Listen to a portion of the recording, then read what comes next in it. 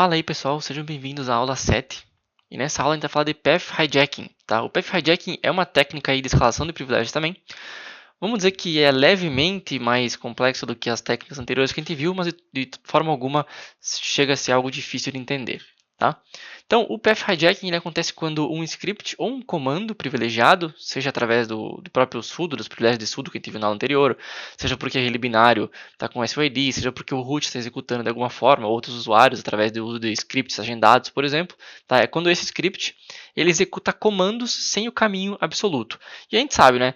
O que é o caminho absoluto e o caminho relativo no Linux? Quando a gente chama o ls, por exemplo, vamos botar em... Bom, isso aqui é um L, né? Deixa eu botar em letra de forma que fica mais fácil de entender que isso é um L. Quando a gente roda um ls, por exemplo, no terminal, isso aqui é o caminho relativo.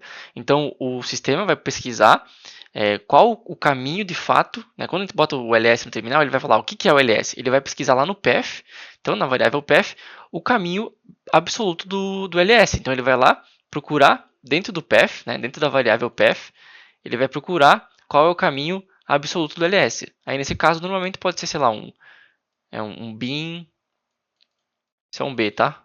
Um barra bin barra ls, por exemplo, tá? Pode ser o caso, tá? Então esse é o caminho relativo e esse é o caminho absoluto. E aí a Vun se introduz justamente quando o script ele usa o uso relativo, né? O caminho relativo em vez do caminho absoluto. Também, né? Não basta somente se utilizar desse caminho absoluto, mas o atacante tem que conseguir de alguma forma ou controlar o path, então controlar o path que está sendo executado, então controlar qual o contexto e qual o path que aquele executável, que aquele binário vai utilizar, ou escrever em algum diretório que aparece antes no path, tá? Mas isso aqui a gente vai entender um pouquinho melhor na hora que eu estiver explicando no próprio Kali. Qual é o resultado disso? O resultado é que se a gente consegue fazer isso, controlar o path ou escrever em algum diretório, quer dizer que a gente consegue controlar qual é o ls que está chamando.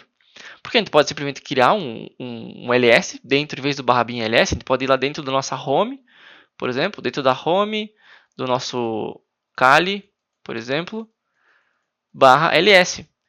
E aí fazer com que o script, em vez de chamar esse ls aqui, chame o nosso ls. E a partir do momento que o script, com privilégio, chamou o nosso ls, é nosso ls, né?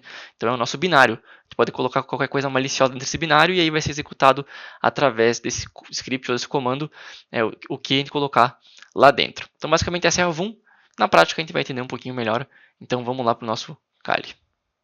Beleza, galera. Então eu estou aqui no Daniel, que foi o último usuário que a gente parou. Mas, antes de explorar a máquina em si, vamos abrir aqui um terminal para entender de novo e repetir o conceito que eu acabei de explicar nos slides.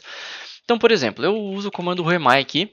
O comando remai é um comando relativo, certo? O remai é o caminho relativo e por trás dos panos ele vai estar chamando o caminho absoluto desse comando. E o caminho absoluto para a gente ver, a gente pode usar o which, tá? Então vamos dar o which remai aqui, por exemplo. Então a gente sabe que o remai está procurando, o remai relativo está chamando, né, por trás dos panos, o remai absoluto dentro de user bin, tá? Então esse seria o caminho, vamos chamar aqui de relativo e absoluto, tá? Então beleza. E como é que ele sabe quais diretórios pesquisar? Ele pesquisa justamente dentro da variável path. Então se a gente der um echo path aqui, a gente vê que tem alguns lugares que ele procura os comandos. E aí é em ordem, tá? Então, por exemplo, eu dou o remai, o Linux vai pesquisar primeiro dentro desse diretório aqui, depois ele vai pesquisar dentro desse diretório aqui do sbin, depois aqui, depois aqui, depois aqui, até ele achar um remai. Então, nesse caso aqui, ele foi achar o remai somente lá em user bin, tá? E a ordem importa, tá? Pode ser que tenha um remai aqui dentro, pode ser que tenha um aqui dentro, mas ele foi no primeiro que ele encontrou. E é aí que surgem as vulnerabilidades. Que nem eu comentei, uma possibilidade, a primeira possibilidade é conseguir escrever em algum dos diretórios do path, né, do path original. Só que é muito raro a gente conseguir escrever em um desses diretórios, porque eles são protegidos por padrão, tá? Principalmente com privilégio de root. Então isso aqui é muito mais raro de acontecer, tá? O segundo caso é quando a gente consegue controlar, quando a gente tem controle, do path no qual o script está rodando, no qual o script barra comando está rodando, tá? E normalmente isso é algo que faz mais sentido e normalmente está envolvido ou com SYD, que nem eu comentei, ou com sudo, um privilégio de sudo, ou algum root cron job, algo nesse sentido, tá? Vamos botar esses dois que foi o que a gente olhou até agora, tá bom? E aí, beleza. Então, a gente sabe o que é o path. Inclusive, eu nem lembro se eu comentei isso nas aulas de Linux, faz tanto tempo que eu gravei ela já.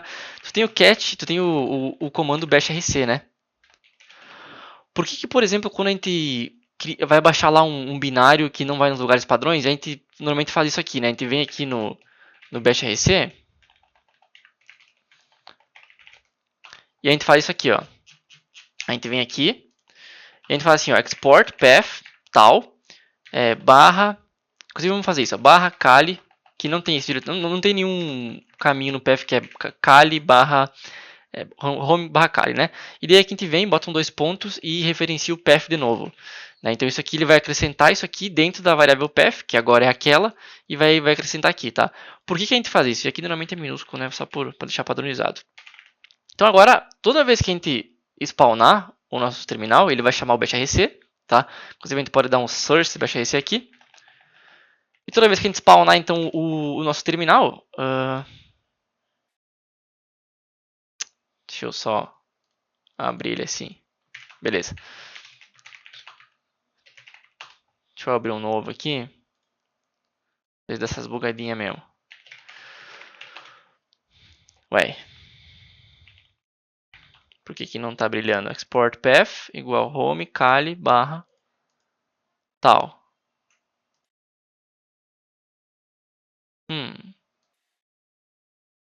Eu acho que não é... Ah, confundi. Bashrc normalmente é no Ubuntu. Aqui como no Ubuntu não, né? Quando está usando o Bash, né, em si como shell principal. Aqui a gente está usando o ZS RC, tá? Então fiz essa confusãozinha básica, então tem que vir aqui e daí aqui dentro fazer basicamente o que a gente fez, né? Vamos pegar aqui.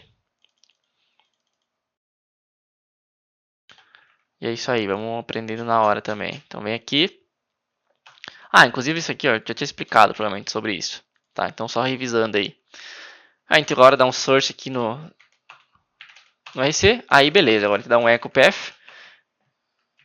E agora toda vez que a gente iniciar, ele vai abrir o path startando com o home cali, que foi o que a gente botou lá manualmente. Beleza?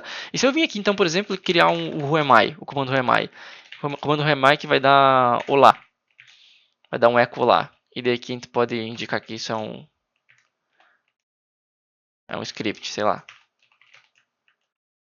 Tá? O que vai acontecer se eu vir aqui e dar permissão de escrita para esse cara, né? De execução, porque ele tem que executar. E eu chamar o whoami agora. Qual whoami será que ele vai chamar? Vai chamar o nosso whoami. Quer dizer, não chamou, né? Eu acho que eu tenho que startar de novo. Fazer o search de novo.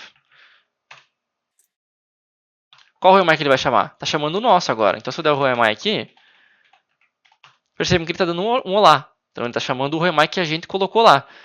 Porque o nosso path agora é assim. Então, em vez dele procurar dentro do user bin, ele está procurando primeiro aqui dentro e ele está encontrando. Nesse caso, vocês perceberam que a boa prática seria não botar o barra aqui, né? Então, a gente pode vir aqui de novo e não botar o barra ali só para ficar mais clean. Deixar assim. E aí, beleza. Então, agora, toda vez que ele chamar o whoami, ele vai chamar o nosso whoami. Entendeu? E é daí que surgem as vulnerabilidades, tá? Então vamos lá, voltar pro Daniel aqui. E lembrando, pessoal, toda vez que tu consegue um usuário novo, tu repete os procedimentos que a gente está aprendendo nesse capítulo. Tu enumera a máquina de novo, porque às vezes tu vai ter acesso a arquivos que tu não tinha para cortar credenciais, informações que te ajudem, né, a movimentação lateral, vertical. Tu vai executar o sudo "-l para ver quais privilégios tu tem, se tu tem algum. Tu vai executar o limpias, que a gente vai aprender a executar, que é um script, né, de automação para enumeração. Tu vai executar novamente ele, tu vai pesquisar pelos SOL bits para dar uma revisada, para ver se tu consegue enxergar alguma coisa diferente às vezes, e aí por diante, tá bom? O que a gente vai fazer aqui? Como eu já sei, a ONI está vulnerável, né? Eu vou dar um sudo "-l como parte do procedimento de fazer a enumeração novamente. E a gente percebe que tem dois cenários aqui, né, para o nosso usuário, tá? Que ele consegue executar dois comandos. O primeiro é o bash como o usuário Joy. Então, basicamente, o contrário do que a gente fez aqui do Joy para o Daniel, né, que a gente tinha permissão do Joy para executar como Daniel /bin/bash, agora como como Daniel, a gente tem permissão de executar como Joy, o barra bin barra bash, só que aqui ele pede password, tá? Então se eu vim aqui dar um sudo -i Joy, -u Joy barra bin barra bash, ele vai pedir o password para nós. E a gente não sabe o password do Daniel, que a gente poderia encontrar, por exemplo, enumerando dentro da home dele, que a gente não tinha acesso antes, né? Mas enfim, não é o ponto aqui. A gente também tem permissão como Barney, para executar sem password, então mais interessante, o script home barney backup. E vamos ver o que é esse home barney backup. E a gente vê que é um simples script, como o próprio nome já induz, né, de backup. Então, beleza. E o que a gente vê aqui é que ele está usando o caminho relativo. Né? O certo seria usar o caminho absoluto. Ele poderia vir aqui e pegar o caminho absoluto do tar e usar user bin tar aqui dentro do script. Nesse caso ele não usou, né? Porque a partir do momento que tu coloca isso dentro do script, ele vai executar somente esse path, né? Ele não vai pesquisar somente esse binário, ele não vai pesquisar dentro do path, se tu usa o caminho absoluto, certo? E é aí que está a falha, né? Como a gente vai executar como o usuário Daniel, a gente consegue controlar o path do usuário Daniel, né? A gente vai executar como Daniel com o privilégio do Barney. E aí, nesse caso, o que a gente pode fazer aqui? A gente pode entrar, por exemplo, no TMP, tá? Que é um lugar comum de a gente, enfim, botar, hospedar, né, os binários maliciosos. A gente pode criar o tar, tá? E aqui dentro do tar a gente bota o que a gente quiser. Nesse caso aqui vamos só simplesmente spawnar uma shell, tá? Com o "-p", para não dropar privilégios. A gente poderia, assim, enfim, botar qualquer coisa aqui dentro, né, para executar como o usuário Barney. Vamos no mais simples, dá permissão de execução, tá? Às vezes é comum que a gente esqueça de dar permissão de execução e o exploit não funciona. A gente pode testar executar ele para ver o que acontece. Nesse caso, a gente entrou do Daniel para o Daniel, então não ficou visível aqui, mas se eu der um exit, eu não vou dropar a conexão, né? Eu vou só sair da shell que a gente entrou aqui para a shell anterior, tá? Então, beleza, o binário está funcionando certinho. Se a gente der um int tar, o que está acontecendo? Ainda está pesquisando no user bin tar, né? Porque o nosso path, ele está um path comum. E o que a gente pode fazer aqui, então, export path igual a tmp, dois pontos e o próprio path. Certo? Aí agora nosso path está como? Está assim. Então ele vai pesquisar primeiro no tmp. Ele vai tentar chamar o tar. Qual tar que ele vai chamar? O tmp tar, que é onde ele encontrou, né, a primeira ocorrência desse binário, a primeira existência desse binário, tá? Que a gente acabou de modificar nosso path. Então, se a gente executar como nosso usuário aquele comando, o primeiro tar que ele vai encontrar é justamente a execução dessa bash e vai executar com os privilégios do Barney. Tá bom? Então, vamos lá. Então, a gente pode dar simplesmente um sudo menos o Barney e chamar o backup. E aí, somos o usuário Barney, porque o tar, né, que ele executou foi esse, né, um tar malicioso em vez de executar o original. E isso basicamente é a VUM de path hijacking. Né? Então, a gente está controlando aí o path, consequentemente controlando qual o binário que aquele script está chamando, tá, pessoal? Só mostrar um detalhe para vocês, tá? Inclusive, se os que estão mais atentos perceberam que já mudou aqui a saída do sudo "-l", antes aparecia mais coisas aqui em cima, tá? O que eu fiz aqui? Vou até mostrar no Ubuntu para vocês. Eu removi essa linha aqui, tá? Por padrão, essa é a linha que vem já incluída no etc sudoers, que é o secure path. Isso quer dizer, toda vez que tu executar alguma coisa de permissão de root, vai usar esse secure path e vai chamar somente daqui. Isso é justamente para evitar issues desse tipo, tá? Então eu tive que vir aqui e dar um Ctrl K, né? Porque eu estou no nano, e salvar esse arquivo, tá? Para conseguir fazer executar. Se não, se tivesse aquela linha ainda de proteção que vem por padrão, na hora que eu chamasse o sudo "-l", ele ia chamar o secure path em vez de chamar o meu path, tá? É claro, eu botei no sudo "-l como um exemplo. Poderia ter um SYD bit aqui no Barney, tá? Caso fosse, sei lá, um binário compilado, tá? Porque normalmente o SYD bit tu não bota em scripts, tu bota em binários, né, que são compilados. Enfim, comandos, todos os comandos, né, são binários compilados. Então, algum binário específico, poderia ter algum script rodando, se tivesse algum script rodando com certa frequência, esse backup, chamando com certa frequência esse backup SH, como o Barney, eventualmente ele ia, dependendo da configuração dele, ele poderia chamar o path, né, do nosso usuário. Ou a gente podia simplesmente controlar algum dos caminhos do path também, né, caso a gente tivesse acesso. Então seria algo que a gente tem que verificar, tá? Esqueçam o sudo "-l aqui, foi somente para demonstrar para vocês uma possibilidade, mas a ideia é entender justamente o path hijacking, tá? Porque tem vários cenários a partir do path hijacking, né, da onde tu pode fazer com que aquele script seja executado como aquele usuário e chame o path que tu tem controle, tá bom? Então basicamente é isso, espero que vocês tenham entendido e eu vejo vocês aí na próxima aula, aula 8. Valeu!